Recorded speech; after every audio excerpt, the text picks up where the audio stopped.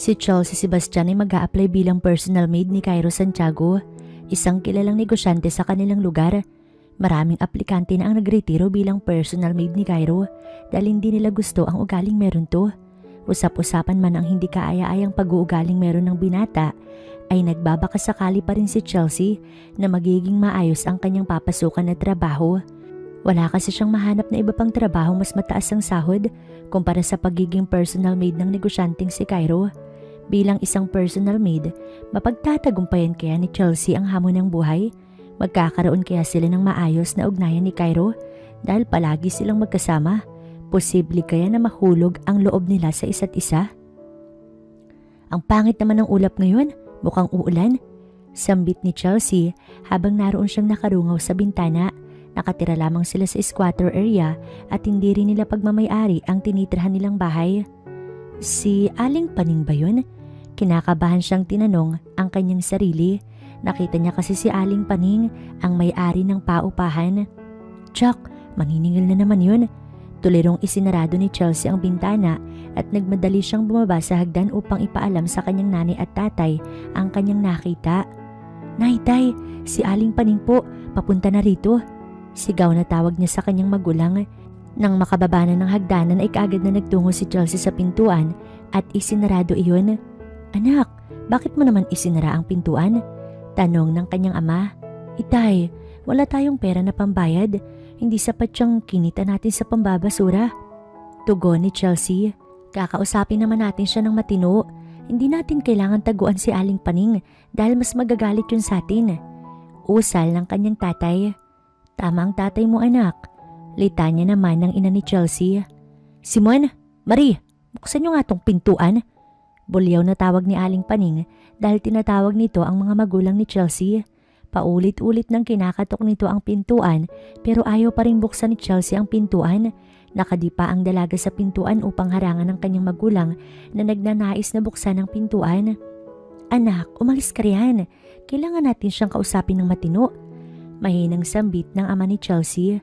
Nanlaki ang mata ni Chelsea at umiling-iling habang natawa. Kalaunan ay walang nagawa si Chelsea kundi ay buksan ang pintuan. Bakit ba ang tagal niyo kung pagbuksan? Tinataguan niyo ba ako? Nasaan na yung bayad niyo? Sunod-sunod na tanong ni Aling Paning na ani mo'y isang baril na sunod-sunod na kinalabit. Aling Paning, pasensya na dahil wala kaming pera sa ngayon. Mahinahong tugon ng ina ni Chelsea. Ano ba naman yan Marie at Simon? 4 na buwan na pero hindi pa rin kayo nagbabayad. Negosyo ko to pero nalulugi ako ng dahil sa inyo. Wala nga talaga kaming pera ngayon, pasensya ka na. Sambit ng ama ni Chelsea. Simon, palagi na lang ganito. Sa tuwing pumupunta ako dito para maningil, palagi niyong sinasabi na wala kayong pera na pambayad. Ang totoo, nagkakapera ba talaga kayo? Bulyaw pa ni Aling Paning. Sa kabilang linggo, pangako po na magbabayad na kami. Sambit ni Chelsea. Isa ka pa, wala ka namang natapos na kurso tapos wala ka pang trabaho. Kaya lalo kayo naghihirap dahil sa iyo eh. Nahahawa ko sa kahirapan ninyo. Malulugi na ako na to. Singhal ni Aling Paning at saka umalis ron. Dahil sa mga maanghang na katagang binitiwan ni Aling Paning, nag-init ang ulo ng ina ni Chelsea. Nais man itong respakan ng matanda pero pinigilan siya ni Chelsea upang walang gulo na mangyayari. Hayaan niyo na po, tama naman ang sinabi niya. Bukas na bukas, maghahanap ako ng trabaho para maibsan naman ang bahagya ang paghihirap natin. Wika ni Chelsea. Pinilit nilang mag-anak ang kumalma at ngumiti sa gitna ng problemang kinakaharap nila. Ang malagay magkakasama pa rin tayo anak. Anak, wag mong iisipin yung sinabi ni Aling Paning. Hindi totoo yun. Sambit ng ama ni Chelsea at saka nagyakapan ng tatlo. Kinaumagahan, nakaisip si Chelsea ng munting mapagkakakitaan. Ginamit niya ang maliit na perang kinita niya sa pagbabasura upang makabuo ng munting negosyo. Bili na po kayo ng turon. Sigaw ni Chelsea habang patawid siya ng kalsada. Sumayaw-sayaw pa siya habang naglalako ng turon. Yun lamang ang negosyo na naiisip niya dahil iyon lang ang kaya ng kanyang puhunan. Hindi rin kasi siya nakapagtapos ng pag-aaral. Wala kasi siyang mahanap na maayos na mapagkakakitaan. Habang abala siyang tumatawid sa kalsada, hindi nito napansin ang paparating na kotse. Nabundol siya ng bahagya na ikinatumba niya sa kalsada at ikinatilapon ng kanyang mga panindang turon. Aray, ang sakit nun ah. Inda ni Chelsea habang pinapagpag niya ang alikabok na kumapit sa kanyang damit at braso. Ang turon ko, Wala na akong kikitaing pera. Naiiyak niyang sigaw matapos mapansing tumilapon sa kalsada ang kanyang panindang turon. Ang ilan pa'y naipit dahil sa dumaraang sasakyan. Chelsea? Ikaw ba yan? Napalingon at napatingala si Chelsea sa lalaking nagsalita. Ninong Ramon? Ikaw ba yan? Oo, ako to, ang Ninong Ramon mo. Sorry kung nabundol kita ha. Hindi ko kasi agad napansin na tumawid ka pala. May tumawag kasi sa cellphone ko kanina. Nalaman ni Chelsea na ang ninong niya palang si Ramon ang nakabundol sa kanya. Agad na tumayo si Chelsea at niyakap ang kanyang ninong. Astiga, mayaman ka na po pala ngayon, Ninong. Baka naman po pwedeng pakiyawin mo na yung mga tumapon kong turon. Sige na po. Wika ni Chelsea habang paikot niyang tinignan ang kotse ng kanyang ninong. Naku anak, pasensya ka na. Ang totoo'y wala akong pera ngayon. Walang pera? Hindi po ako naniniwala kasi naman Ninong, etong kotse mo, pawang mga mayayaman lang po ang meron na to. Hindi ka po makakabili ng ganitong kotse kung hindi ka mapera. Hindi ko talaga kotse yan. Ang totoo kasi driver lang ako. Pagmamayari ng boss ko yung kotse yan. Sandali dahil tumatawag siya ha. Sasagutin ko lang. Habang kinakausap ni Mang Ramon sa cellphone ng kanyang boss, ay napaisip si Chelsea sa kanyang nalaman. Buong akala niya talaga kasi biglang yumaman ang kanyang Ninong Ramon. Paano yan? Mukhang wala na talaga akong kikitaing pera ngayong araw na to. Malungkot na litanya ni Chelsea sa kanyang sarili. Pinulot niyang tumilapon na bilao at takma na sanang aalis. Teka lang, huwag ka muna nga alis. Para makabawi ako sa'yo, ganito na lang yung gagawin natin. Tutulungan kitang maghanap ng trabaho. Sambitla ni Mang Ramon at inalok niya si Chelsea na sumama sa kanya patungo sa bahay ng kanyang amo. Sure ka po ba riyan, Ninong? Tanong ni Chelsea upang manigurado. Oo, sure na sure. Naghahanap si Boss Cairo ng magiging personal maid niya. Mabait yun. Medyo mainitin lamang ang ulo dahil naghiwalay ang kanyang mga magulang. Nasa ibang bansa ang kanyang tatay at ang nanay naman niya ay hindi na nagparamdam. Siguro may iba ng asawa. Si Cairo Santiago? Hindi ba't siya ang pinakamayamang negosyante rito? Sure ka po ba na matatanggap ako bilang personal maid niya? Oo siya nga. Huwag kang mag-alala dahil hindi naman ganoon kataas ang standard ng boss ko. Hindi na tumanggi si Chelsea dahil kung tatanggihan niya, tiyak na manghihinayang lamang siya sa oportunidad na yun. Ang maging personal maid ng isang bilyonaryo ay isang gantimpala sa mga kagaya niyang ordinaryo lamang ang pamumuhay. Ano pang hinihintay mo? Tara na, sumakay ka na sa kotse. Wika ni Mang Ramon na kaagad namang sinunod ni Chelsea. Hindi man ganoon kaganda ang kanyang pananamit, binaliwala niya na lamang iyon sapagkat ang iniisip niya ng sandaling yun ay ang magkaroon ng maayos na trabaho. Habang tumatakbo ang kotse, pinahiram muna ni Mang Ramon si Chelsea ng cellphone.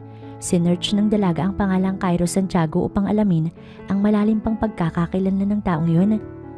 Totoo ba to? Tulirong tanong ni Chelsea nang mapanood niya ang mga video na kumalat sa social media patungkol sa mga nagiging personal maid ni Cairo. Ang mga ito'y umiiyak at isinasalaysay sa video kung gaano sila pinahirapan ng lubos ni Cairo noong sila ay nagtatrabaho pa sa bilyonaryong yun. Wala namang nagtagal sa kanya. Sure ka po ba na matatanggap talaga ako, Ninong? Chelsea, masipag ka naman at saka marunong ka sa lahat ng gawaing bahay. Kaya paniguradong matatanggap ka sa trabaho. At saka mabait naman si Sir Cairo. Magtatagal ba ako bilang driver niya kung hindi siya mabait? Huminga na lamang si Chelsea ng malalim at umaasang matatanggap siya sa trabaho. Malapit na tayo. Usal ni Mang Ramon at hindi rin nagtagal ay narating na nila ang isang marangya at malaking bahay ni Cairo. Wow, ang ganda at ang laki ng bahay. Eto na po ba ang bahay niya? Sambit ni Chelsea. Hindi niya maiwasan ng hindi humanga dahil aliw na aliw siya sa linis at ganda ng kapaligiran maging sa laki at rangya ng bahay. Oo, nandito na tayo. Pumanaog ka na at mauna ka na ring pumasok sa loob. Ipaparada ko lamang itong kotse sa tamang paradahan. Sige po, tugon ni Chelsea at nagpatuloy siyang naglakad papasok sa pintuan. Wala naman palang katao-tao rito. Pwede kaya akong pumasok agad? Hindi kaya ako mapapagalitan? Nagugulumihinang tanong ng dalaga sa kanyang sarili. Gayunpaman, itinulak niya ang pintuan at marahan siyang pumasok sa loob. Labis siyang natuwa sa kanyang nasaksihan. Sobrang linis at ganda ng bahay. Yun ang pinakamagandang bahay na kanyang nakita sa tanang buhay niya. Sino ka? Nagulat si Chelsea sa kanyang narinig. Isang lalaki ang nagsalita sa kanyang likuran. Bigla siyang lumingon at mabilis ang umikot. Sa tagpong yun, hindi niya nakontrol ang kanyang sarili. Nawala sa balanse ang kanyang katawan. Tuloy, Natapilok siya na kinasubsob niya sa sahig. Ang gwapo niya. Usal ni Chelsea sa kanyang sarili matapos niyang masaksihan ng harapan si Cairo. Uulitin ko, sino ka? Magnanakaw ka ba? Bulyaw na tanong ni Cairo. Galit man ang tono ng kanyang boses, ngunit hindi nagawang nakawin ng galit niyang ekspresyon ang malakas na karisma at matikas niyang wangis. Gwapo sana kaso hindi man lang ako sinalo. Sa mga pelikula at drama lang pala talaga yung nangyayari. Wika ni Chelsea sa kanyang sarili habang nakatulala at haplos-haplos niya ang malamig na sahig. Bakit hindi ka sumasagot? Bingi ka ba? Sir, siya nga pala si Chelsea, inaanak ko. Akong nagsama sa kanya rito para sana i-apply siya bilang personal maid mo. Pagsingit ni Mang Ramon, buti na lamang at timing ang kanyang pagdating. Ganoon ba? Okay, tumayo ka na riyan. Tanggap ka na. Pwede ka na magsimula pero bago yun, hanapin mo muna si Yaya Arlene. Siya na ang bahala sa'yo. Walang ano-anong tugon ni Cairo, tsaka tumalikod at umalis. Nagulat si Chelsea sa kanyang narinig. Nagkatitigan sila ni Mang Ramon at pagkatapos ay sabay nang umiti. Sabi ko naman sa'yo na matatanggap ka. Wika ni Mang Ramon. Yes, may trabaho na ako. Ganun lang pala kadali. Kahit man lang interview, wala. Nakakapagtaka naman. Huwag ka na magtaka, Chelsea. Ganun talaga si Sir. Pasalamat ka nga at mas napadali ang pag-a-apply mo. Ang mabuti pa'y samahan kitang hanapin si Yaya Arlene. Sino ba yung Yaya Arlene na yan? Tanong ni Chelsea. Nang mga oras na iyon, hindi nila alam na nasa likuran na pala si Yaya Arlene. Ramon, iwanan mo muna kami. Sambitla ni Yaya Arlene mula sa likuran ni Chelsea at Mang Ramon. Oh, nariyan na pala siya. O sige, maiwan ko muna kayong dalawa. Wika ni Mang Ramon. Naiwan si Chelsea habang kaharap ang nakakatakot na si Yaya Arlene. Taglay kasi nito ang tila dragon na muka at may katabaan din ng pangangatawan. Mukhang mataray, subalit hindi ganoon katangkad. Magpakilala ka. Nakakatakot ang tono ng boses habang nagtatanong si Yaya Arlene. Ako po si Chelsea Sebastian, 28 years old po at magaling ako sa gawaing bahay. Matapos magbigay ni Chelsea ng kaunting detalye ng kanyang sarili, kaagad na nagpakilala sa kanya si Yaya Arlene. Ako ang head ng mga kasambahay rito sa mansyon. First rule, bawal ang tatamad-tamad. Second, bawal ang sakitin at lalampa-lampa. Pangatlo, dapat marunong kang tumingin sa schedule o marunong bumasa ng orasan. Pang-apat, bawal ang mangboso lalo at sinabi sa akin ni Sir Cairo na ikaw ang magiging bagong personal maid niya. Napalunok na lamang si Chelsea ng laway sa tuwing magsasalita si Yaya Arlene. Nakakasinda kasi ang tono ng pananalita na to. Hindi niya akalain na masasabihan siyang wag mamboso gayong hindi naman niya ugali yun. May ibang rules pa po ba? Nauutal na pagtanong ni Chelsea. Habang abala sa pag-uusap ang dalawa, may isang babae ang sumingit sa kanilang usapan. Rule number 5, matuto kang lumugar, lalo at isang hampas lupa ka lang. Napalingon sila sa babaeng nagsalita. Nagdududa at nagtatanong na lamang si Chelsea sa kanyang sarili kung tama ba ang kanyang napasukan. Ano pong ibig niyong sabihin, madam? Tanong ni Chelsea dahil hindi niya nagustuhan ang timpla ng mga salita ng babae. I mean, you are not allowed to fall in love with your boss. Hindi kayo bagay. Look at yourself. Nagsusuot ka ng basahan. Singhal ng babae na kinakabahan ni Chelsea. Nakaramdam siya ng panliliit pero tinibayan niya ang kanyang dibdib. Tumabi kayo sa daraanan ko. Nandidilim ang paningin ko sa inyong dalawa. Panunumbat na saad ng babae at saka nagpakawala ng nakakarimarim na pag-ikot ng mata. Gumilid naman si Chelsea at Yaya Arlene kahit na malawak ang lokasyon ng kanilang kinaroroonan. Buong akala ni Chelsea, si Yaya Arlene na ang nakakatakot sa mansyong yun. May isa pa palang halimaw. Sino yun, Miss Arlene? Siya si Marivic, ang babaeng nakatakdang ipakasal kay Sir Cairo. Ibig mo pong sabihin, GF siya ni Sir? Parang ganun na nga, sa pilitang GF para lamang sa negosyo. Tugon ni Yaya Arlene. Unang araw pa lamang ni Chelsea pero may chismis na kaagad siyang nasagap. Ang lakas niyang manlait pero hindi naman pala siya mahal ni Cairo. Bulong ni Chelsea sa kanyang sarili at saka tumawa. Teka lang, kabago-bago mo rito, ang hilig mo na agad sa chismis. Sorry po, Miss Arlene. Paghinging tawad ni Chelsea at saka nagtino. Bukas na bukas rin, dalhin mo na yung mga gamit mo rito. Bukas ko na rin ipapakita sa iyo ang magiging kwarto mo at saka bukas na rin kita ipapasyal sa buong mansyon. Mas magagampanan mo yung trabaho mo kung dito ka titira dahil simula sa isang araw, Palagi ka nang isasama ni Sir Cairo kahit saan man siya magpunta, maliban sa pag-ihi o pagdumi at pagligo. Naiintindihan mo ba? Tango lang ng tango si Chelsea habang nakikinig kay Yaya Arlene. Pinakilala siya sa lahat ng mga katulong sa mansyon at hindi rin nagtagal. Masaya siyang umuwi at kaagad na nag-impake para sa isasagawa niyang paglilipat. Kalaunan ay lumipas ang araw na iyon. Mababait ba ang tao roon, anak? Sigurado ka na ba na magiging okay ka lang doon? Tanong ng nanay ni Chelsea. Anak, baka kung mapano ka lang. Litanya naman ng kanyang tatay. Nay, tay, magiging okay lang ako roon. 28 years old na ako at kaya ko na po yung sarili ko. Palagi po kayo mag-iingat dito kasi alagaan ko rin naman yung sarili ko roon. Gagawin ko to para makabayad tayo ng utang kay Aling Paning. O sige na ho. Matapos ang pagpapaalam sa kanyang magulang ay nagtungo na nga si Chelsea pabalik sa mansyon. Sinundo siya ni Mang Ramon upang mas mapadali ang kanyang pagpunta sa mansyon. Ito ang magiging silid tulugan mo. Pwede kang magpahinga rito kung wala ka nang gagawin o kapag wala ka ng trabaho. Sambit ni Yaya Arlene. Miss Arlene, sigurado po ba kayo na ito yung magiging kwarto ko? Oo, alam nga namang sa bodega kita patulugin. Mataray na sambit la ni Yaya Arlene.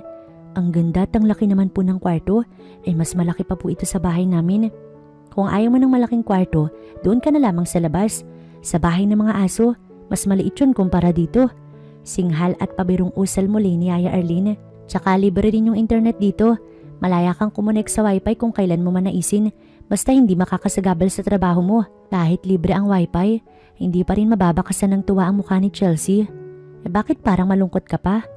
Miss Arlene, wala po kasi akong cellphone kaya hindi ko rin mapapakinabangan ng wifi. Huwag kang mag-alala. Lahat ng trabahador namin ay may libreng cellphone. Barya lang yan kay Sir Cairo. Lumabas si Yaya Arlene upang kuhanin ng cellphone at bumalik upang ibigay kay Chelsea ang cellphone. Maraming salamat po. Huwag kang magpasalamat. Huwag kang masyadong masaya dahil hindi ka pa nagsisimula sa trabaho mo. Ang password pala ng wifi ay Mahal Kita Cairo 123. Naggulat si Chelsea sa kanyang narinig. Kalaunan ay hindi niya napigilan ang kanyang sarili sa pagtawa. Seryoso ba siya? Sa rami ng mga pwedeng i-password, ito pa talaga? Ibang klase rin yung Cairo na yon. Umiling-iling si Chelsea. Pagkatapos ng mag-ayos ng kanyang mga gamit sa kanyang kwarto, ay kaagad nang lumabas si Chelsea. Pinatawag kasi siya ni Yaya Arlene upang ilibot sa kabuuan ng mansyon. Mabilis lang ang mga pangyayari. Halos nalibot na nila ang buong mansyon, maliban na lamang sa huling bahagi na naroon sa likod ng bahay. Yan naman ang swimming pool, lugar kung saan madalas na naliligo si Sir Cairo kung kailan man niya gusto. Sambit ni Yaya Arlene. Ang lawak po pala ng swimming pool nila, parang totoong beach. Usal ni Chelsea. Ngayon ay pwede ka na magpahinga at mamayang 10:00 ay si Sir Cairo na ang bahala sa'yo. Litanya ni Yaya Arlene at nagpatuloy sa paglalakad habang si Chelsea naman ay wari bang napako ang mga paa dahil sa nakita niya si Cairo na nakahubad at patungo pa ito sa swimming pool. Nasaan na ba babaeng yun? Takang tanong ni Yaya Arlene. Napahinto si Yaya Arlene sa paglalakad nang mapansin niyang hindi na nakasunod sa kanya si Chelsea. Chelsea! Hoy, Chelsea! Sunod-sunod na sigaw ni Yaya Arlene. Nakita niya kasi si Chelsea na naroong nakatulala habang nakatingin sa naliligong si Cairo. Ano ba naman tong babaeng to? Wika ni Yaya Arlene at napasapo pa sa kanyang noo. Kahit anong pagtawag man ang kanyang gawin, parang hindi pa rin siya naririnig ni Chelsea. Minabuti niya na lamang itong lapitan at kalabitin upang matauhan. Ano na? Mukhang nakalimutan mo agad yung rule number 4. Bawal ang mangboso. Buliyaw ni Yaya Arlene. Gulat na napatingin sa kanya si Chelsea. Hindi ko naman po siya binobosuhan, pinapanood ko lang. Tsaka may suot naman po siyang short. Tugon ni Chelsea habang napapakagat siya ng kanyang hintuturo. Habang ang kanyang tingin naman ay nakatuon sa bukol sa harapan ng basang short ni Cairo. Bahala ka na riyan, marami pa akong kinakailangan na gawin. Basta mamayang 10:00, hatiran mo si Sir ng makakain at siya na rin ang bahala sa'yo. Wika ni Yaya Arlene at tuluyan ng iniwan si Chelsea ron. Sige po, susunod ako. Mula roon sa likod ng halaman ng hindi nalalayo sa swimming pool, ay muling pinanood ni Chelsea ang naliligong si Cairo. Ang ganda ng katawan niya. Ang gwapo niya pero paanong hindi nagtatagal sa kanya mga personal maid niya nun? Sambit at tanong ni Chelsea sa kanyang sarili. Ang sarap niya. Hibang na wika ni Chelsea habang nguyang-nguya niya ang pinitas na bulaklak na santan na naroon sa bahaging pinagkukublihan niya. Maya-maya lang, ay muling lumutang ang ulo ni Cairo mula sa pagsisid. Ang kanyang itim na buhok ay sinakop ng tubig na nagsipag daus-dusan patungo sa kanyang nakakasindak na kilay, paibaba sa kanyang matangos na ilong at sa mga nakakagigil na pisngi na bumagay sa kisabol na labi na to. Napayuko si Chelsea sa likod ng kumpol ng mga bonsai na santan noong lumingon sa kanyang direksyon si Cairo. Nagtagpo ang kanilang mga titig na kinabalisa niya ng sobra. Nakita niya ba ako? Patay na. Baka isipin niya na sinisilipan ko siya. Tulirong tanong ni Chelsea sa kanyang isipan. Kinurot niya ang kanyang sarili at pinaghahampas niya ang kanyang sariling pisngi kasunod sa pagkamot niya ng ulo.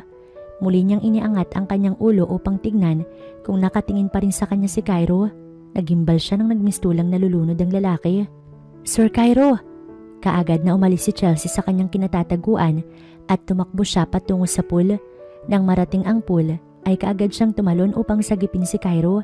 Wala siyang kaalam-alam na iyon na pala ang simula ng kapilyuhan ng kanyang boss. Sir Cairo! Muli niyang sambit. Lumangoy siya patungo kay Cairo at hindi nagdalawang isip si Chelsea na yakapin ang kanyang boss upang isalba ang buhay noon. Nagulat na lamang si Chelsea nang yakapin din siya ni Cairo. Na mga oras na yun, napagtanto niya na hanggang leeg lang pala ni Cairo ang lalim ng tubig kaya imposible na malunod ito lalo't marunong naman itong lumangoy. Kung may malulunod man, maaaring si Chelsea yun dahil lampas ulo niya ang lalim ng tubig. Hindi na nakaimik si Chelsea nang dahil sa kahihiyan. Mas nahiya siya nang karagahin siya ni Cairo paalis sa swimming pool na kanilang kinalalagyan. Bukod sa gwapo, mayaman at may magandang pangangatawan, ay may pang-ideal man din pala ang tangkad ng boss ni Chelsea. Ang tangkad niya? Usal ni Chelsea sa kanyang sarili habang karga-karga siya ni Cairo. Bitiwan mo po ako, may fear of height po ako please. Tura ni Chelsea na akalain mong totoo na takot siya sa height. Ano man ang kanyang sabihin, hindi siya pinakikinggan ni Cairo. Napahaplos na lamang siya sa matigas na dibdib nito habang ang kanyang ulo ay nakaunan sa muscle ng kanang braso ni Cairo. Anong ginagawa mo? Ibaba mo na ako, sir. Tanong niya kay Cairo habang siya ay nagpupumiglas. Gayunman ay nakangiti lamang na nagbibingi-bingihan si Cairo. Hindi na alam ni Chelsea ang kanyang gagawin. Kinikilig siya sa tuwing bumabagsak sa kanyang mukha ang mga tubig na nagmumula sa basang buhok ni Cairo. Sir, saan mo ba ako dadalhin? Tanong ni Chelsea pero hindi pa rin umiimik si Cairo. Isa, sisigaw ako. E di sumigaw ka. Tugon ni Cairo. Napasa po si Chelsea sa kanyang bibig upang pigilan ang kanyang sarili na tumili. Nagustuhan niya kasi ang tono ng boses ni Cairo. Mas gusto niya ang boses ng binata ngayon kumpara noong una silang nagkita. Patuloy na naglakad si Cairo habang karga-karga niya pa rin si Chelsea. Nagulat ang lahat ng mga kasambahay sa mansyon dahil sa pangyayaring yun. Tsaka lamang binaba ni Cairo si Chelsea nung nasa harapan na sila ni Yaya Arlene at ni Mang Ramon. Sir, ano pong problema? Tanong ni Yaya Arlene. Kasi naman itong babaeng ni-recruit ni Mang Ramon, hindi ko maintindihan kung nasa wasto ba talagang pag-iisip. Usal ni Cairo na kinalunok ni Chelsea ng laway. Ano po bang ginawa ng inaanak ko, sir? Masipag naman po yan. Uwi ka naman ni Mang Ramon. Mang Ramon, hindi ko may kukubling masipag nga itong inaanak mo. Akalain nyo ba naman, hindi pa siya nagsisimulang magtrabaho bilang personal maid ko pero naghahardinera na. Hindi lang yun, feeling bodyguard rin. Sinagip niya ako dahil nalulunod raw ako. Hindi niya ba alam na dati kong champion sa swimming? Sino naman ang nasa wastong pag-iisip na sumasagip ng taong hindi naman nalulunod? Saad ni Cairo. Wala namang nagawa si Chelsea kung di ay manahimik. Gustuhin niya mang komprontahin si Cairo pero pinigilan niya ang kanyang sarili. Maigi siguro kung ipatawag niyo ng ating psychiatrist. Mukhang may nakapasok na isang baliw dito sa mansyon. Wika ni Marivic. Nagkatinginan ng lahat sa kanya. Lumapit si Marivic kay Chelsea at masama niya itong tinignan. Halos manliit si Chelsea sa tingin ni Marivic. Mabuti na lamang at binasag ni Mang Ramon ang kaganapang yon. Pasensya na po kayo. Ako na pong bahala sa kanya. Pagsasabihan ko po siya. Saad ni Mang Ramon. Mapagkalingan niyang hinawakan ang braso ni Chelsea at saka hinigit palayo ron. Ano ba kasing totoong nangyari? Tanong ni Mang Ramon kay Chelsea. Ninong Ramon, sana maniwala ka man o sa hindi, wala akong masamang ginawa. Nagkunwari si Sir Cairo na nalulunod para lang iligtas ko. Maigi pang magbihis ka muna rin sa kwarto mo at sa susunod, iwasan mo na ang makagawa ng mali. Mahirap na kung mawalan ka pa ng trabaho. Nasabi sa akin ni Paring Simon na kailangan nyo ng pera para may pambayad kayo sa inuupahan yung bahay. Saad ni Mang Ramon. Sige po, sa susunod ninong, hindi ko na po talaga kayo ipapahiya sa boss natin. Tugon ni Chelsea at napagpasyahang magtungo ng kanyang kwarto upang magbihis. Huwag ka nang humingi sa akin ng sorry dahil naiintindihan naman kita. Ganyan talaga kapag baguhan pa lang. Nasa yugto ka pa lang ng pag-a-adjust. Wika naman ni Mang Ramon. Huwag po kayong mag-alala dahil gagawin ko po yung best ko para hindi nila ako mapag-initan. Pasabi na lang po kina nanay at itay na okay lang po ako dito. O sige, at inutusan pa ako ni Sir Cairo na maghatid ng mga box sa opisina niya. Usal ni Mang Ramon at umalis ron, habang si Chelsea naman nagtungo na sa kanyang kwarto upang magbihis dahil kanina pa siya basang-basa. Chelsea! Habang nasa loob ng kanyang kwarto si Chelsea, narinig niyang tinatawag siya ni Yaya Arlene. Bakit po? Tanong niya nang mabuksan nito ang pintuan. Pagtimpla mo raw ng kape si Sir Cairo at pakidala na rin daw sa kanyang room. Miss Arlene, ngayon na po ba? Oo, ngayon na. Manda ni Yaya Arlene at kaagad naman itong sinunod ni Chelsea. Tanghaling tapat tapos gusto niyang magkape? Tanong ni Chelsea sa kanyang sarili. Kaagad siyang nagtungo sa kusina at maingat na nagtimpla ng kape. Tiniyak niya na malinis sa mga tasa at kutsara na kanyang gagamitin nang sa ganun ay hindi siya mapapahamak. Nanginig ang kanyang mga kamay at tuhod habang umaakyat ng hagdan upang ihatid ang kape kay Cairo. Sir, eto na po yung kape nyo. Wika ni Chelsea sa labas ng pinto ang nakasarado. Sige, pasok. Pinihit ni Chelsea ang doorknob. Napalunok siya ng laway nang makita niyang nakahubad si Cairo. Mapapansin sa tangan niyang tasa ang kapeng umaalon dahil sa panginginig. Bakit ka nakayuko? Nahiya ka ba sa akin? Tanong sa kanya ni Cairo na para bang natatawa. Tumitig lamang sa kanya si Chelsea at hindi man lang tumugon. Kaya minabuti ni Cairo ang kuhanin na lamang ang kape na hawak ni Chelsea. Sige po, lalabas na po muna ako. Tumalikod si Chelsea at naglakad patungo sa pintuan. Ngunit bago pa man siya makalabas, ay kaagad siyang tinawag ni Cairo at binulyawan. Ano to? Bakit may ipis ang kape? Do you want to poison me? Hindi sir, malinis po yan at wala po kung kahit na anong insektong inilagay riyan. Giit ni Chelsea. Nothing? Are you sure? Anong tingin mo rito? Bulyaw ni Cairo at pinasilip niya kay Chelsea ang laman ng tasa. Hindi ko po talaga nilagay yan. Nauutal na depensa ni Chelsea. Sa sobrang inis ay nagawa ni Cairo na tabigin ang tasa na kinatapon ng kape sa damit ni Chelsea. Ang ipis naman ay gumapang sa damit ng dalaga patungo sa mukha niya. Natuliro si Chelsea dahil sa paggapang ng ipis sa mukha niya. Nang dahil sa kapeng tumilapon sa sahig, nadulas si Chelsea. Ngunit maswerte siya dahil bago pa man matumba sa lapag, kaagad siyang kinulong ni Cairo sa pagitan ng mga bisig nun. Nagtagpo ang kanilang mga tingin na para bang nag-uusap sa pamamagitan ng mga nagkakatitigan nilang mga mata. Anong gagawin niya? Hahalikan niya ba ako? Tanong ni Chelsea sa kanyang sarili sapagkat napansin niya ang marahang pagdais na mukha ni Cairo sa mukha niya. Dahil doon, kusang napapikit si Chelsea nang hindi niya namamalayan. Lampa! Bulong ni Cairo sa kanyang tenga. Kaagad na minulat ni Chelsea ang kanyang mga mata at hinampas-hampas si Cairo. Nagpumiglas siya upang makaalis sa loob ng mga bisig ng kanyang boss. Mukhang nakalimutan mo yata kung sino yung hinahampas mo. Lumabas ka na sa kwarto. Sorry po sir, nabigla lang po ako.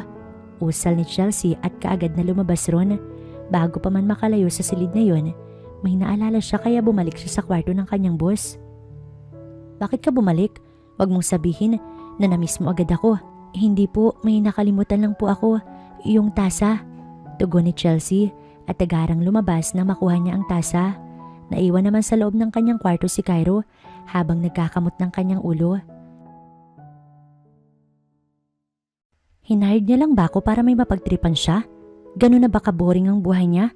Wala naman akong inilagay na ipis sa kape kanina. Tanong ni Chelsea habang kinakausap niya ang kanyang sarili. Nang sumunod na araw, isinama ni Cairo ang kanyang personal maid sa opisina. Si Chelsea ang naging tagabuhat niya ng kanyang mga gamit. Sa pagkakataong ito, ay pinagpahinga muna ni Cairo ang driver niyang si Mang Ramon, kaya siya na lang mismo ang nagmamaneho ng sasakyan. Ano na? Ang bagal-bagal mo namang kumilos. Ilagay mo na yung mga kahong yan sa likuran ng kotse. Utos ni Cairo kay Chelsea. Nahihirapan man, pinilit pa rin ni Chelsea na maging maayos ang kanyang trabaho. Akma na sanang papasok si Chelsea sa loob ng kotse, ngunit napansin ni Cairo na hindi bit-bit ng dalaga ang bag na naglalaman ng mahalagang gamit. Nasaan ang bag ko?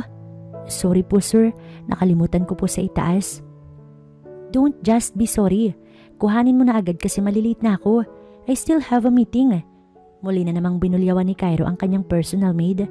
Tulirong tumakbo si Chelsea upang kuhanin sa loob ng bahay ang bag ng kanyang amo. Madapa-dapa man siya dahil sa pagmamadali pero nagawa niya pa rin na makabalik agad sa kotse. Nang pinaandar na ang kotse, kinabahan si Chelsea bunsod nang mabilis na magpatakbo ang kanyang boss. Daig pa nito ang racer na inilaban sa mga international na car racing.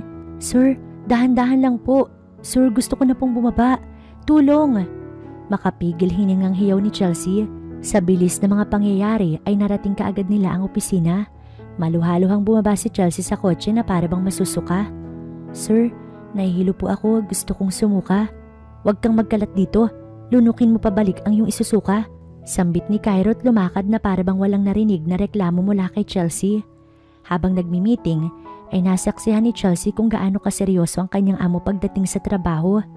Sa lugar na to, mas okay kung dito natin itatayo ang bagong branch ng ating company dahil nakasentro siya sa maraming tao. Saad ni Cairo sa harap ng kanyang mga kamiting, si Chelsea naman ay naroon sa gilid ng kanyang boss kung saan ay siya ang nagsilbing tagapulot ng mga papel na kinakalat ni Cairo habang ito ay nagpe-present. Natapos din ang meeting at napagdesisyonan ni Cairo ang magtungo sa kanyang opisina upang ituloy ang project na kanyang pinaplano. Sir, pwede na po ba akong umupo? Tanong ni Chelsea. May nakikita ka bang ibang upuan bukod rito sa inuupuan ko? Wala po, tugon ni Chelsea. Pwes, manatili kang nakatayo dyan habang hindi pa ako tapos na mag-type dito. Sambitla ni Cairo na kinagulat ni Chelsea. Sumandal na lamang si Chelsea sa pintuan.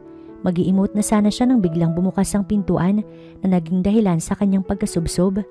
Cairo, can we have dinner later? Tinignan ni Chelsea kung sino ang nagsalita. Nabatid niyang si Marivic pala ang pumasok. Sorry, pero marami pa akong kailangan na tapusin sa isang araw na lang. Tugon ni Cairo. Puro ka na lang trabaho. Wala ka ng time sa akin. Sa tuwing pumupunta naman ako sa inyo, palagi kang tulog at walang gana. Sambitla ni Marivic, ngunit tuloy lang sa pagtatype si Cairo. Cairo, kausapin mo naman ako. Usal ni Marivic. Ano bang gusto mong marinig, Marivic? Nagrereklamo ka ba dahil puro ako trabaho? Nakalimutan mo ba na kaya lang naman kita naging GF dahil sa negosyo? Kung hindi lang magkaibigan ng mga magulang natin, baka matagal na kitang iniwan. Dahil sa sinabi ni Cairo, ay nagpasya na lamang si Marivic na umalis ron. Samantalang si Chelsea naman ay naroroon sa sulok, pasipol-sipol lamang na parang walang narinig. Anong tinitingin-tingin mo dyan? Buksan mo yung pintuan. Bulyaw ni Marivic kay Chelsea. Kaagad namang sinunod ni Chelsea ang kagustuhan ni Marivic. Muli na namang naiwan si Chelsea at Cairo sa loob ng opisina. Kinakabahan si Chelsea sa titig ng kanyang boss. Nangangamba siya na baka sa kanya ibunton ang galit na to. Bakit po sir? May kailangan po ba kayo? Tanong ni Chelsea dahil sa masamang nakatitig sa kanya ang kanyang boss. Hindi ba'y gusto mong umupo? Opo sir, kanina ko pa po gustong umupo. Tugon ni Chelsea. Lumapit ka sa akin. Utos ni Cairo na kinabilis ng tibok ng dibdib ni Chelsea. Bakit po? Kinakabahang lumapit si Chelsea kay Cairo. Buong akala ni Chelsea ay pakakalungin siya ng kanyang boss. Yun pala, uutusan siya na to. Ikaw munang umupo rito. Ituloy mo yung pagtatype. Gusto ko lang lumanghap ng sariwang hangin sa labas. Nagulat si Chelsea dahil nakita niya kung gaano pa kahaba ang kanyang itatype. Naisin niya man na magreklamo, ngunit umalis na si Cairo. Paano ba to?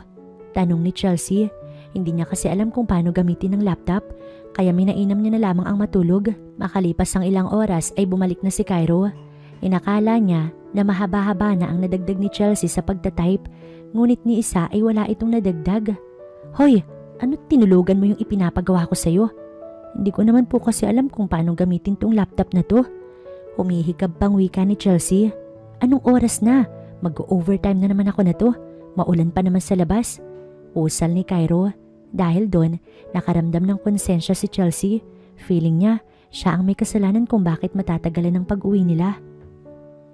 Hindi ba pwedeng ipagpabukas mo na lang yan, sir? Lumalakas na po kasi yung ulan sa labas. Baka hindi tayo makauwi. Parang bumabagyo na po kasi. Hindi, kailangan ko na itong matapos ngayon. Tugon ni Cairo. Walang ibang nagawa si Chelsea kundi ay maghintay. Inabutan na sila ng gabi bago matapos ni Cairo ang kanyang ginagawa. Tanging silang dalawa na lamang ang natira doon. Napagpasya ng dalawa ang umuwi na at nang makalabas ay napansin nilang sobrang lakas ng buhos ng ulan. Mukhang delikado na yung umuwi tayo ngayon, wika ni Cairo. Paanong delikado samantalang kanina nagawa mong makarating dito ng ilang minuto lang? Abay dapat makapagmaneho ka pa rin ng pauwi. Paniguradong baha na sa ilang lugar. Kung ipipilit mo pang umuwi, baka mapahamak lang tayo sa daan. Kung gusto mong umuwi, eto ang susi. Drive-in mo yung kotse kung mag-isa. Litanya ni Cairo tsaka siya tumakbo patungo sa pinakamalapit na hotel. Sir, hintay! Sigaw ni Chelsea at hindi naman siya nag-aalinlangang sumunod sa kanyang boss. Nagawa niyang maabutan ng kamay ni Cairo kaya magkahawak kamay silang tumakbo patungo sa malapit na hotel. Tinawagan ni Cairo si Yaya Arlene at pinaalam niya na hindi sila makakauwi dahil sa hotel sila matutulog. Miss, 2 room nga po. Sambit ni Cairo sa receptionist. Ay naku sir, 1 room na lang po ang available. Huwag po kayong mag-alala dahil good for 2 naman po yung kama sa kwartong yun. Nagulat ang dalawa. Nagkatitigan ng mga ito. Ngunit nang lumaon, pumayag na rin sila na magsama sa isang kwarto dahil wala naman silang ibang choice ng sandaling yun. Nang marating ang kwarto, narat na nila roon ang couple na tsinelas, toothbrush, couple na bathrobe at ilan pang mga kagamitan na para lamang sa mag-couple. Mauna ka na mag-shower, wika ni Cairo kay Chelsea. Hindi naman nag-aalinlangan si Chelsea, lalo na't giniginaw siya. Sunod na nag-shower ay si Cairo. Nang pumasok siya sa CR, ay nanggagalaiti siya sa galit. Chelsea, yung bra mo, bakit hinayaan mo namang nakasabit lang dito? Are you out of your mind? Bulyaw ni Cairo habang siya ay naroroon sa loob ng CR. Patay, baka makita niya pati yung underwear ko ron. Parang gusto na lamang ni Chelsea na lamunin siya ng lupa dahil sa kahihiyan. Galit na lumabas si Cairo sa CR. Hindi pa ito nakaligo dahil nakita niya ang mga panloob na suot ni Chelsea sa loob ng CR. Sir, sorry po talaga. Nakalimutan ko talagang iligpit. Depensa ni Chelsea at nagmamadaling nagtungo sa CR upang iligpit ang kanyang mga naiwang gamit doon.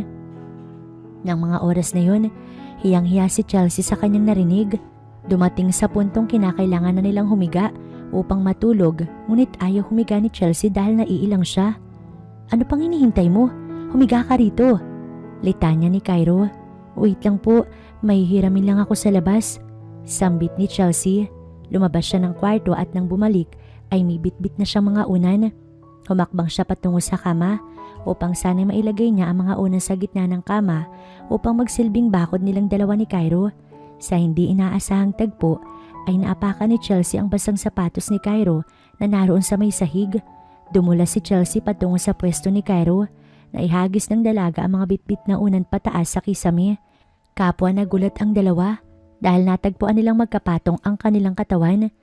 Buti na lang at hindi naglapat ang labi namin.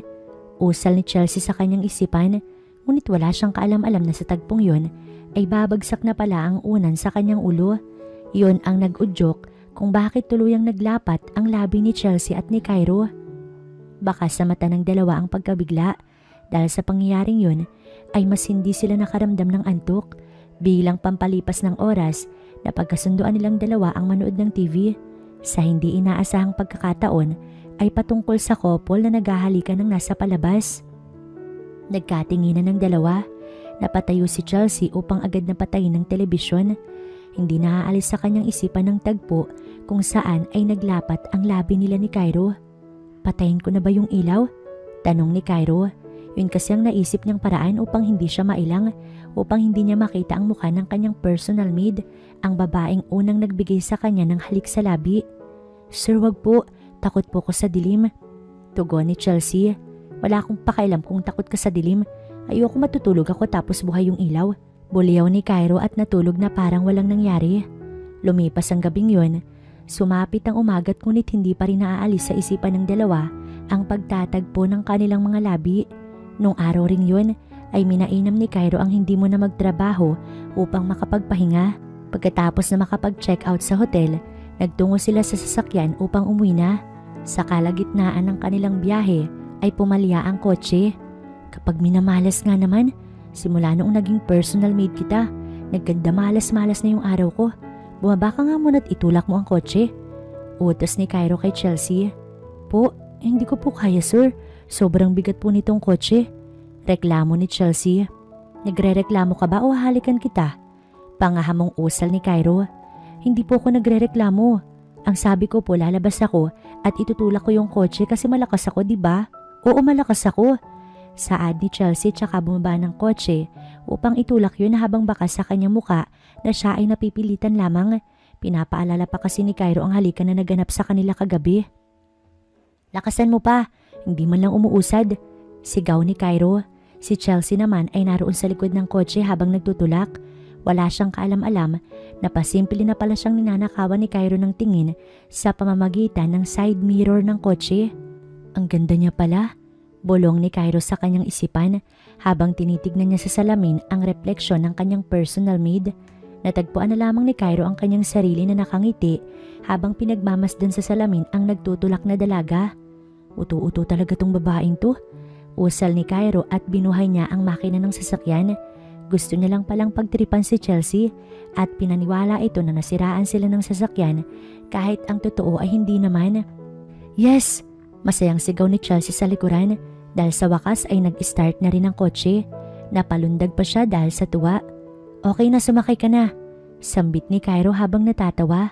Maayos silang nakauwi sa mansyon. Habang nagpapahinga si Cairo ay tuloy lamang si Chelsea sa pagsisilbi.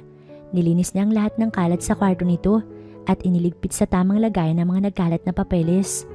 Hoy, tulog muna ako ha. Make sure na hindi ako madadapuan ng kahit na anong ipis. Salaysay ni Cairo at humilata sa kanyang kama. Lumingon na lamang sa kanya si Chelsea at hindi na umimik.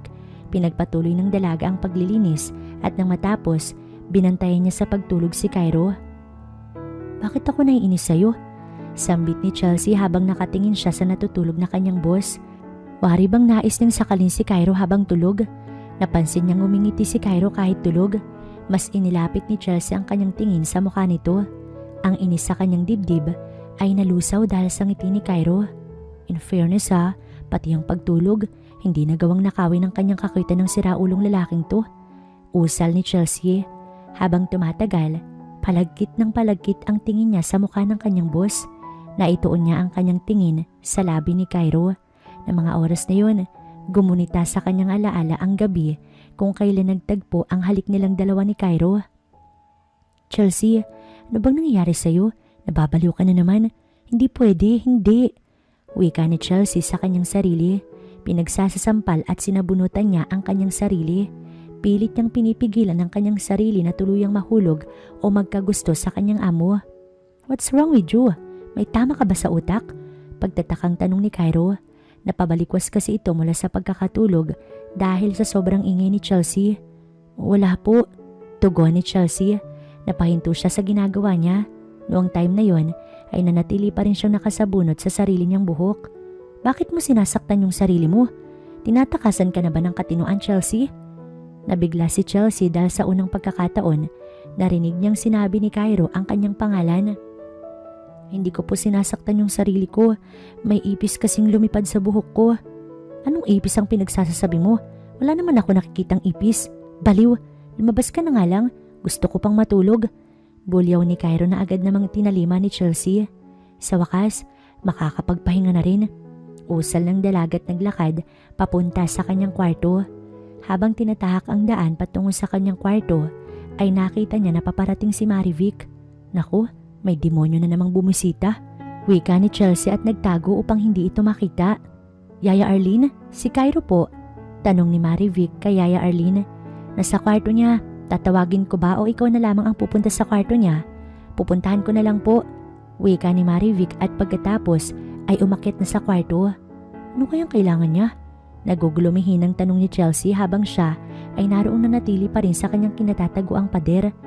Ang tagal naman yata nilang mag-usap sa loob. Wika ni Chelsea sa kanyang sarili.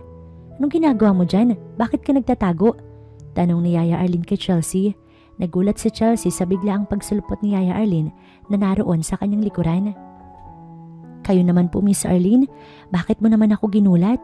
Ano nga ginagawa mo dyan? Muling tanong ni Yaya Arlene. Kanina ko pa po kasi inaabangan na lumabas si Marivic sa kwarto ni Sir Cairo, pero magpasang hanggang ngayon, hindi pa rin siya lumalabas. Hoy, wag mong sabihing nagsiselos ka. Diretsahang tanong ni Yaya Arlene. Hindi po, sagot ni Chelsea.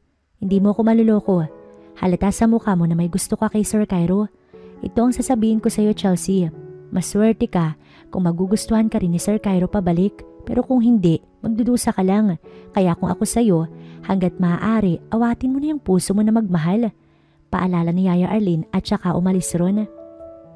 Napaisip si Chelsea sa kanyang narinig mula kay Yaya Arlene. Ngunit sandaling natigil iyon na makita niyang lumabas na si Marivic. Babakas sa mukha ni Marivic ang kasiyahan. Ano kayang nangyari? Tanong ni Chelsea sa kanyang isipan. Nang makalabas na si Marivic ng mansyon, ay hinatira ni Chelsea si Cairo ng pagkain kahit hindi naman ito humihingi. Sir, kumain na po kayo. Sinong nagsabi sa'yo na hatiran mo ko ng pagkain? Galit na tanong ni Cairo. Hindi ka pa po kasi nag-aalmusal. Wala kang pakailam. Ilayo mo sa akin ang mga pagkain yan kung mahal mo yung trabaho mo. Sigaw ni Cairo at hinagis nito ang babasaging plorera sa dingding. Sir, ano po bang nangyari? Kumalma lang po kayo. Binaba ni Chelsea ang mga dala niyang pagkain at maingat na pinagpupupulot nito ang durog-durog na bubog ng basag na plorera. Anong ginagawa mo? Tanong ni Cairo. Lilinisin po yung kalat. Tugon naman ni Chelsea. Lumabas ka please. Pakiusap ni Cairo kay Chelsea. Dahil doon, sinunod na lamang ni Chelsea ang kagustuhan ng kanyang amo. Ilang araw ang lumipas. Hindi rin natiis ni Cairo ang hindi kausapin ng kanyang personal maid. Dala ng konsensya, humingi siya ng tawad sa dalaga at dumating ang isang gabing niyaya niya itong lumabas. Dahil hindi naman kinimkim ni Chelsea ang pangyayari, mabilis niyang napatawad ang kanyang boss. Saan po tayo pupunta? Tanong ni Chelsea sa nagmamanehong si Cairo. Huwag mo nang itanong, malalaman mo rin. Tugon naman ni Cairo. Kalaunan ay narating din nila ang isang pasyalan. Namangha si Chelsea sa laki ng mga rides sa pasyalan na iyon. Agaw pansin doon ng malaki at marangyang Ferris wheel. Ibang-iba ito sa mga Ferris wheel na madalas nakikita ni Chelsea sa mga peryaan. Gayunpaman, kahit kwadrado o mukhang safe sa loob ng bagon, nagbigay pa rin ng takot sa dalagayaong taglay na laki ng taas ng Ferris wheel na yun. Sasakay tayo ng Ferris wheel. Tura ni Cairo na ikinabalisa naman ni Chelsea. Ayoko, hindi po ako sumasakay sa ganyan. Sinabi ko naman po sa inyo na takot ako sa height. Malinaw na paliwanag ni Chelsea, subalit wala siyang nagawa. Hinigit siya ni Cairo pasakay sa Ferris wheel.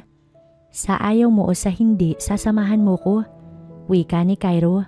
Ayoko nga, kaya naman pala walang tumatagal na trabahador sa inyo.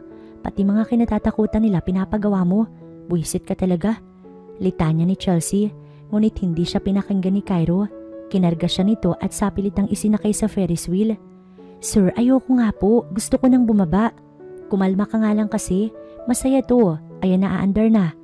Giit ni Cairo. Tawang-tawa ito habang pinagmamasdan niya si Chelsea na tumutulo na ang luha. Ihinto niyo to. Habang umiikot ay walang ibang nagawa si Chelsea kundi ay ang sumigaw. Huwag ka nang matakot. Sambit ni Cairo. Niyakap niya ang dalaga upang mabawasan ang nararamdaman niyang takot.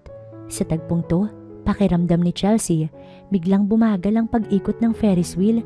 Nagawa niyang titigan ang mga mata ni Cairo. Ganon din si Cairo sa kanya. Habang patagal ng patagal ang kanilang titigan, hindi na namalayan ni Chelsea na nasa loob na sila ng Ferris wheel. Mukhang nakalimutan nila kung nasaan silang dalawa. Tila bang tumigil ang kanilang mga mundo, subalit hindi nila pansin na marahan na palang nagsasalubong ang kanilang mga labi. Sa pangalawang pagkakataon nga, naglapat muli ang kanilang mga labi. Sir, malito. Wika ni Chelsea at itinulak niya ang dibdib ni Cairo. Ngunit kahit ganoon, hinahabol pa rin ng halik ni Cairo ang labi ni Chelsea. Sir Cairo, mali sabi tong ginagawa natin. Giit ni Chelsea at hindi niya napigilang sampalin si Cairo. Huwag mo na akong tawaging sir. At isa pa, wala akong nakikitang mali sa ginagawa natin. Salaysay ni Cairo. Sir, bulag ka ba? Paano ka nakakasigurado na walang mali sa ginagawa natin? Hindi naman tayo magkasintahan. Yung ganoong halik, ginagawa lang yun na magkarelasyon. Ang sabi ko, wag mo na akong tatawaging sir. Muling paalala ni Cairo. Sir, sir, sir. Sunod-sunod, nabigkas ni Chelsea. Isang sir pa, ahalikan talaga kita. Sir, mali nga to. Yung ganyang mga pananakot mo, maling-mali talaga yan. Nagulat na lamang si Chelsea nang halikan siya ni Cairo. Nagpupumigla si Chelsea, ngunit mas naging agresibo ang hagod ng labi ni Cairo. Sa sidhi ng halik ng kanyang boss, hindi na umiwas si Chelsea. Sumabay na rin ang kanyang labi. Ngunit sa kalagitnaan ng pagbubunyi ng kanilang mga labing nag-aangkinan ng halik, sumagi sa isipan ni Chelsea si Marivic. Dahil doon ay inawat niya ang kanyang sarili. Sa pangalawang pagkakataon, nagawa niyang itulak si Cairo palayo sa kanya. Bakit? Pagtatakang tanong ni Cairo. Cairo, paano si Marivic? Hindi ba't nakatakda na kayong ikasal? Tanong ni Chelsea. Hindi ko siya mahal, ikaw ang mahal ko, Chelsea. Napipilitan lang ako makisama kay Marivic. Hindi ko nakita sa kanya yung future ko. Chelsea, sa'yo ko nakikita yung magiging buhay ko sa hinaharap. Mahabang sambitla ni Cairo. Kung ganun, bakit hindi mo siya hiwalayan? Ituring mo ko bilang isang personal maid. Hanggang doon lang, hanggat kayo pa ni Marivic. Salaysay ni Chelsea, kasunod sa paghinto ng Ferris wheel. Kaagad na lumabas si Chelsea. Kinaumagahan, nakaramdam ng pananamlay si Chelsea. Nagkasakit ito, nilagnat dahil sa takot na naramdaman niya sa Ferris wheel noong nakaraang gabi. Yaya Arlene, si Chelsea po? Tanong ni Cairo. Kanina ko pa po siyang hindi nakikita eh. Baka tulog pa, silipin ko lang siya sa kanyang kwarto. Litanya ni Yaya Arlene. Naratnan niya si Chelsea na nakahilata pa rin sa kama nito at namumutla. Diyos ko, anong nangyari sa babaeng to? Kinapa ni Yaya Arlene ang noo at leeg ng dalaga. Doon niya nalaman at nakumpirmang inaapoy sa lagnat si Chelsea. Mabilis na hinanap ni Yaya Arlene si Cairo at pinaalam niya na may sakit ang dalaga. Inaapoy ng lagnat si Chelsea. Saad ni Yaya Arlene kay Cairo. Nataranta si Cairo. Agad siyang nagtungo sa silid ng dalaga upang alamin kung totoo ba ang sinasabi ni Yaya Arlene. Doon ay nasumpungan niyang nakaratay sa kama ang dalaga habang inaapoy ng lagnat. Chelsea, sambit ni Cairo sa pangalan ng dalaga. Labis ang pag-aalala ni Cairo ng mga oras na yun, kaya kaagad siyang nagpatawag ng doktor upang matiyak kung ano ba ang nangyari kay Chelsea. Normal na lagnat lamang ang meron ng pasyente. Bukas o sa isang araw ay posible na siyang bumalik sa rati. Alagaan niyo lang siya, pakainin at painumin ng gamot upang mas mapabilis ang kanyang paggaling. Wika ng doktor na ikinapanatag naman ni Cairo. Maraming salamat, Dok. Tatawagan ko na lamang po kayo ulit kapag kailangan ko po ng tulong niyo. Sambit ni Cairo sa doktor at umalis na ron. Ikuha mo nga ako ng maligamgam na tubig at saka malinis na panyo. Utos ni Yaya Arlene na kaagad sinunod ni Cairo. Nag-aalala pa rin si Cairo habang tinitignan niya ang nangihina na si Chelsea. Nagsisisi siya kung bakit pinilit niya pa itong sumakay sa Ferris wheel nung nakaraang gabi. Ikaw na munang bahala sa kanya, Sir Cairo. Marami pa po kasi akong kailangan na gawin. Wika ni Yaya Arlene. Sige Yaya, ako na pong bahala rito. Tugon naman ni Cairo. Lumiban muna si Cairo sa kanyang trabaho upang mabantayan si Chelsea. Kung dati ay si Chelsea ang naghahatid ng pagkain ni Cairo, ngayon naman si Cairo naman ang nag-aalaga sa kanyang personal maid. Inumin mo tong gamot. Wika ni Cairo matapos niyang pakainin ng almusal ang dalaga. Salamat. Nanghihinaman, pinilit pa rin ni Chelsea ang magsalita. Huwag ka na munang magsalita para hindi ka manghina. Ipunin mo muna yung lakas mo para mabilis kang gumaling. Ngiti na lamang ang itinugon ni Chelsea sa saad ni Cairo. Habang nagbabantay sa dalaga, ay hindi na iwasan ni Cairo ang antukin, kaya ay nakatulog ito habang nakaupo sa upuan at nakasubsob naman ang kanyang ulo sa kama na kinahihigaan ni Chelsea. Laking tuwa ni Chelsea nang magising siyang nandun si Cairo sa kanyang tabi. Naramdaman niya kung gaano siya nito inaalagaan. Lumipas ang isang araw, medyo bumuti na ang lagay ni Chelsea. Nang siya ay magising, naratnan niyang wala na sa kanyang tabi si Cairo. Nasaan kaya siya? Tanong ni Chelsea at inilibot ang kanyang tingin sa paligid. Napansin niyang naroon pala si Cairo sa balkonahin ng kwarto, may kausap sa telepono. Marahang lumapit si Chelsea ron upang sana ay magpasalamat, ngunit napahinto siya sa paghakbang dahil sa kanyang narinig. Dad, pumunta rito si Marivic nung nakaraan. Sinabi niya sa akin ng patungkol sa kasal. Hindi ako magpapakasal kay Marivic. Hindi ko naman siya mahal, Dad. Sambit ni Cairo. Hindi malaman ni Chelsea kung ano ang pinag-uusapan ni na Marivic at Cairo noong nakaraang araw. Naka-arrange na ang kasal niyo sa kabilang linggo. Excited na rin akong bumisita riyan. At saka wala ka na magagawa, anak. Malaki yung utang natin sa pamilya nila Marivic. Kung hindi dahil sa yaman nila, matagal nang bumagsak ang company natin dyan sa Pilipinas. Tugon naman ang kausap ni Cairo sa telepono. Nang mga sandaling yon, ay naging malinaw kay Chelsea na tatay ni Cairo ang kausap nito sa telepono. So kailangan ko ba talagang magsakripisyo para maisalba ang company? Wala na ba akong karapatang pumili ng taong pakakasalan ko? Cairo, sa panahon ngayon, hindi lang puso ang pinaiiral. Dapat gamitin mo rin yung utak mo. Buti na nga lang at gusto ka ni Marivic. Kung hindi, baka matagal na tayong pinulot sa laylayan. Huwag mo kong bibiguin. Pakiusap ng ama ni Cairo sa kanya. Nang sandaling yon, hindi tanto ni Chelsea kung ano ang kanyang gagawin. Lalayo na sana siya, ngunit bigla siyang nakita ni Cairo. Chelsea, mabuti naman at gising ka na. Nawala na ba'y lagnat mo? Okay ka na ba? Tanong ni Cairo. Sa tingin mo, magiging okay ba ako kung narinig ko yung usapan niyo ng daddy mo sa telepono? Natulog ako, masakit ang aking pakiramdam. Tapos ngayon, nagising ako na ng hihina. Para ako lalagnatin ulit. Hindi kita maintindihan, Cairo. Mahal mo ba talaga ako? Sambitla ni Chelsea. Oo, mahal na mahal kita, Chelsea. Ewan ko sa'yo, nung isang araw lang, ang tindi mo kung makahalik sa akin, tapos ngayon, malalaman kong ipapakasal ka na talaga. Ang gulo ng relasyon natin. Hindi ko alam kung saan ako lulugar. Personal maid mo ba talaga ako? GF mo ba ako kasi ang sweet mo kahit walang tayo? Baka naman laruan mo lang ako. Pinagtitiripan mo lang yata ako kasi alam mong hindi kita matatanggihan. Mahabang salaysay ni Chelsea. Pati ako, nahihirapan na rin na intindihin ang aking sarili. Ang alam ko lang naman, ikaw yung babaeng una kong hinalikan sa labi. Ang babaeng una kong minahal. At dahil tinatanong mo kung ano kita, fine, aaminin ko, Chelsea. Chelsea, you mean everything to me. Sinserong paliwanag ni Cairo. Gustong yakapin ni Cairo si Chelsea, pero winawaksin ng dalaga ang kamay na to. Magpakasal ka na kay Marivic, wag niyo nang patagalin.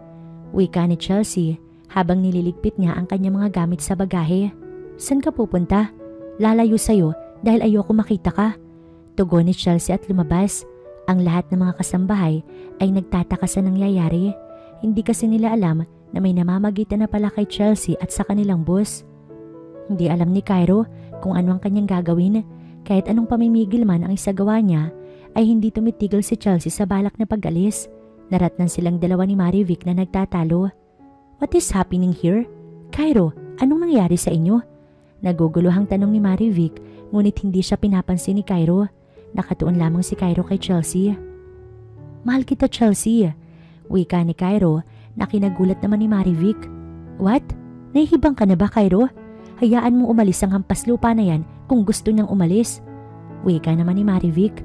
Hinawakan niya si Cairo, kaya napadali para kay Chelsea ang pag-alis. Cairo, seryoso ka ba? Do you like your personal maid better than me?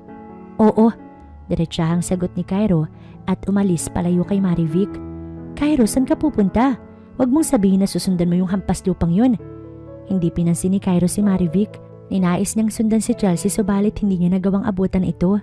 Dumating ang araw ng kasal ni Cairo at Marivic. Ang lahat ay excited, maliban na lamang kay Cairo.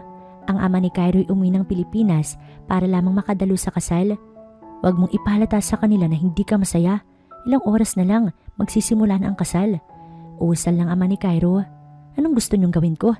Tinanggalan niyo na nga ako ng kalayaan na pumili ng babaeng pakakasalan ko, tapos ngayon, pipilitin niyo pa ako magpakasaya. Para sa ikabubuti ng pamilya natin. Ikabubuti ng pamilya natin? Eh kahit magpakasal ako kay Marivic, hindi na nga babalik si ma'am sa atin. Di ba nga? Ganito na ganito rin ang nangyari sa inyo ni ma'am. Ikinasal kayo kahit hindi niyo mahal yung isa't isa. Kaya hindi kayo nagtagal at naghiwalay rin. Tapos ito na, ako ang nagdurusa dahil sa kagustuhan niyong magpayaman ng magpayaman. Litanya ni Cairo. Ang kanyang mga luha ay marahang dumausdos sa kanyang mga mata. Bastos ka? Buliyaw ng kanyang ama. Oo na, bastos na akong bastos. Pero buo na yung loob ko. Hindi ako magpapakasal ngayong araw. Gusto ko magkaroon ng maayos na sariling pamilya. Hindi kagaya ng pamilyang binuo mo. Matapang na wika ni Cairo at saka lumisan. Hindi siya sumipot sa kasal, kaya napahiya si Marivic sa mga tao. Dahil sa pangyayaring yun, agad na itinigil ng pamilya ni Marivic ang pakikipagsosyo sa negosyo ni Cairo. Humina ang company nila pero binaliwala lamang ni Cairo yun. Naisipan niyang tawagan si Mang Ramon dahil si Mang Ramon ang nakakaalam kung saan nakatira si Chelsea. Sinamahan ni Mang Ramon si Cairo patungo sa lugar nila Chelsea. Sir, nandito na po tayo. Sambit ni Mang Ramon. Marahang bumaba ng kotse si Cairo. Ngunit bago pa man maglakad papasok sa iskinita, ay binalaan na siya ni Mang Ramon. Mag-iingat ka, sir. Maraming snatcher at addict sa lugar na to. Tura ni Mang Ramon, ngunit hindi iyon ikinatakot ni Cairo. Di bali na ako masaksak ako sa iskinita. Makita ko lang muli si Chelsea.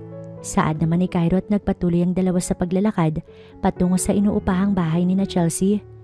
Ayun po sir, ayun po yung bahay nila. Turo ni Mang Ramon sa isang bahay. Nagtungo sila roon ng malapitan at kumatok sa pintuan. Laking gulat ni Chelsea dahil hindi niya inaakala ng isang yayamaning kagaya ni Cairo ay magagawa pala siyang sundan sa isang lugar na mabaho, marumi at nakakasulasok. Ano, kamusta ang bagong kasal? Okay ba? Tanong ni Chelsea. Chelsea, hindi ako nagpakasal kay Marivic. Di bali nang bumagsak ang company namin. Mas nakakapanghinayang ko ikaw mismo yung mawawala sa piling ko. Walang salaping makakatumbas kung gaano kita kamahal. Higit ka pa sa ginto, Chelsea. Tura ni Cairo. Naisin man ni Chelsea ang magmatigas pero hindi naman niya ito matiis. Niyakap niya si Cairo bilang tanda ng kanyang pagpapatawad. Ano, sasama ka ba sa akin? Lilikha tayo ng bagong mundo na kung saan ay malayo sa gulo. Wika ni Cairo kay Chelsea. Mga anak, hindi niyo na kailangan lumayo pa. Tanggap namin kayo. Litanya naman ng ama ni Chelsea. Tama, anumang oras, pwede mong hiramin ang anak namin pero ipangako mo lang na alagaan mo siya at pakakaingatan. Kagaya sa kung paano namin siya pinalaki. Wika naman ang ina ni Chelsea. Pero bago yun, magbayad muna kayo ng utang niyo sa akin. Pagsingit ni Aling Paning na nagpunta pala roon, si Cairo ang nagbayad sa lahat ng utang na labis na kinatuwa ni Aling Marie at ni Mang Simon. Paano ba yan? Sang-ayon sa atin ng nanay at tatay mo. Will you marry me? Walang oras na sinayang si Cairo. Sa harap mismo ng magulang ni Chelsea, inalok niya ng kasal ang dalaga. Yes, tugon ni Chelsea. Hindi na siya nagpatumpik-tumpik dahil mahal na si Cairo. Kalaunan, kinasal silang dalawa. Sila ay masayang nagsama sa mansyon. Ang mga katulong doon ay labis din na natuwa sa mga hindi inaasahang kaganapan. Sa pamamagitan naman ng mga naipundar ni Cairo, nagawa niyang palaguin ang nalugi nilang negosyo. Kasama na ang nooy personal maid niya na ngayon ay ang kanya ng asawang si Chelsea Sebastian Santiago. Nagkaroon na rin sila ng isang anak. Masasabing tunay nga na mahiwaga ang oras dahil habang tumatakbo ito, may mga sugat na naghihilom. Nagkasundo si Cairo at ang kanyang ama. Nalusaw ang alitan at hindi na rin nagparamdam sa kanila ang pamilya ni na Marivic. Nabalita ang ikinasal na rin daw iyon at may sarili na ring pamilya. Hindi ko akalain na ang personal maid ko palang magiging ina ng aking anak ngayon. Sambitla ni Cairo habang hawak nito ang palad ni Chelsea. Trabaho lang naman ang sadya ko nung nagkita tayo. Hindi ko naman inakala na boss ko palang magiging asawa ko. Usal naman ni Chelsea. Nagkatitigan ng dalawa at saka sabay nang umiti. Nagdikit ang kanilang mga noo kasunod ng pagdampi ng kanilang mga labi. Totoo nga na walang pag-ibig na magtatagumpay kung iisa lamang sa inyo ang totoong nagmamahal. Subalit may pag-ibig na magtatagumpay kung pareho ninyong mahal ang isa't isa.